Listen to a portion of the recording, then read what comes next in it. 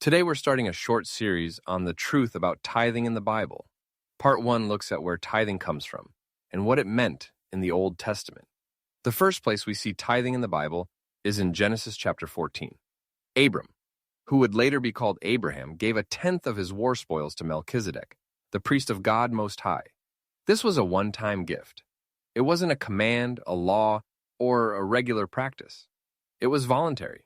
Then, in Genesis 28, Jacob makes a vow to God and promises to give a tenth of what God gives him. Again, this is not a command. It's a personal vow, not a required law. These two early mentions of tithing happened before the law of Moses, but they weren't part of an organized system. They were acts of worship by individuals.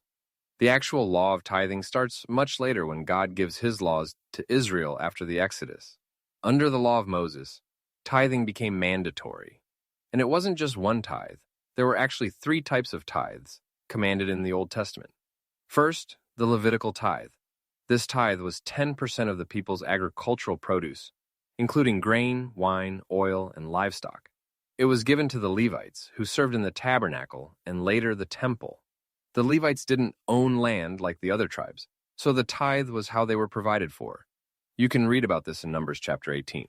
Second, there was the festival tithe. Found in Deuteronomy chapter 14, this tithe was also 10%. But instead of giving it to the Levites, the people were told to use it to celebrate before the Lord at the place he chose, usually Jerusalem. They would bring their tithe and use it for food, drink, and rejoicing during the annual festivals. Third, every 3 years there was a tithe for the poor. This was also 10%, and it was stored in local towns to help Levites, foreigners, orphans, and widows. This is mentioned in Deuteronomy 14 as well. So if you add it up, Israelites were giving much more than just 10%. On average, their tithing amounted to more than 20% every year, depending on how the years were calculated. Also, it's important to understand what they were tithing.